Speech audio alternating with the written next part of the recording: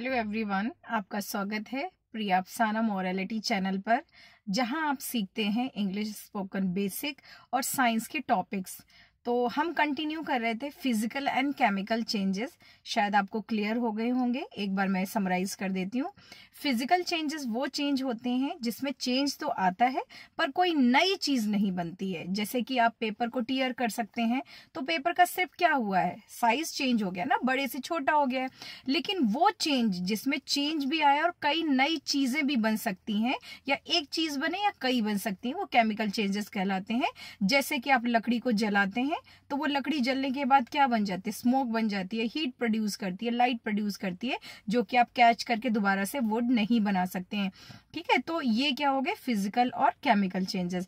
इसी से related one more topic आता है जो बच्चे काफी कंफ्यूज रहते हैं, रिवर्सिबल एंड इरिवर्सिबल चेंजेस। देखो, टॉपिक अपने वर्ड में ही छुपा है।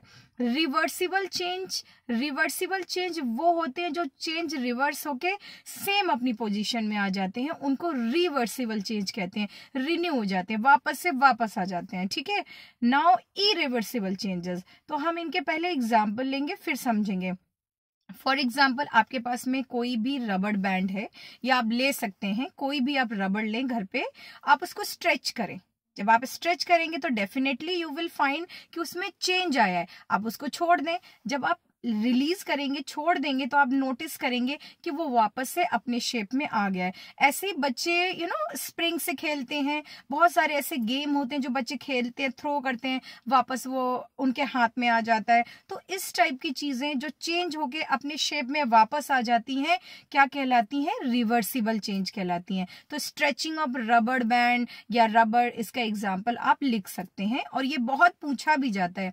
इसी का जस्ट अपोजिट आप समझ लीजिए, जितने भी चेंज होते हैं, जो चेंज चाहे वो फिजिकल हो या केमिकल चेंज हो, जो अपने शेप में वापस बिल्कुल नहीं आते हैं, क्या कहलाते हैं, इरिवर्सिबल चेंज। जैसे आपने एक पेपर लीजिए, न्यूज़पेपर, आप उसको फोल्ड कर रहे हैं। ठीक है, आपने फोल्ड कर लिया, वो बड़ा साइज का था, छोटा हो जाएगा, कितना भी छोटा कर ले।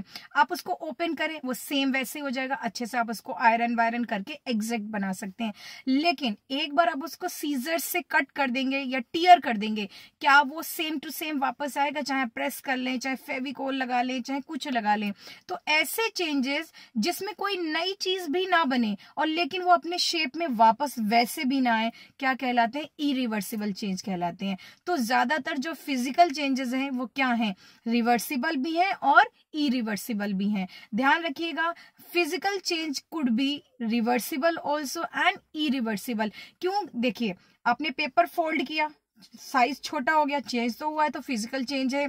आपने टीयर कर दिया तो वो इरिवर्सिबल है और केमिकल नहीं है। ध्यान रखिएगा, क्यों? क्योंकि कोई नई चीज नहीं बनी है। फिजिकल चेंज में टीयर भी कर सकते हैं, कट की कर सकते हैं, साइज चेंज कर सकते हैं, लेकिन कोई नई चीज नहीं बनेगी। केमिकल चेंज का रूल है कि कोई भी चेंज होगा हमेशा नई चीज बननी चाहिए, नहीं तो वो फिजिकल चेंज ही कहलाएगा। अब आपने पेपर को बर्न कर दिया, वो तो बिल्कुल वापस नहीं आ सकता है। तो ऐसा चेंज क्या है, केमिकल भी है और इरिवर्सिबल भी है। तो ध्यान रखिएगा, physical change could be reversible also and irreversible. लेकिन जितने भी केमिकल चेंजेस हैं वो सभी के सभी क्या हैं, इरिवर्सिबल चेंजेस हैं। क्लियर होना चाहिए सभी को। Irreversible change could be physical also and chemical also, लेकिन केमिकल चेंज हमेशा ही इरिवर्सिबल चेंज है। जैसे मिल्क से कर्ड बनना, ठीक है, एक नई चीज बन गई, उसमें एसिड ज्यादा आ गया है, उसका टेस्ट खट्टा हो गया, वो अब वापस मिल्क कभी नहीं बन सकता है। तो that is irreversible and chemical change भी है।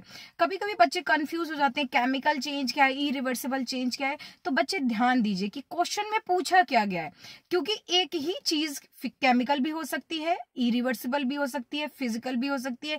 You need to focus on that कि क्वेश्चन क्या आपसे चाहता है। There are many children they do mistake. Even exam में भी जब आप किसी जॉब के लिए जाते हैं या एंट्रेंस के लिए जाते हैं, आप क्वेश्चन रीड किए बिना ही उसको अटेम्प्ट करते हैं, जिसकी वजह से आती हुई चीजें भी आप नहीं कर पाते हैं। तो सबसे पहला रूल होता है कि क्वेश्चन को समझें। जब आप क्वेश्चन को समझेंगे तो आपको पता चलेगा कि ये इतना टफ था ही नहीं जितना आपने समझा और आप कर नहीं पाए।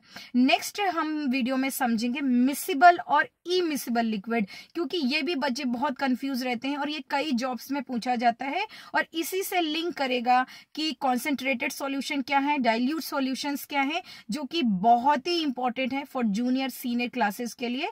और अगर आप केमिस्ट्री आपको टफ लगती है, इतना है नहीं, कोई भी चीज टफ नहीं होती है जब तक कि आप इंटरेस्ट क्रिएट ना करें।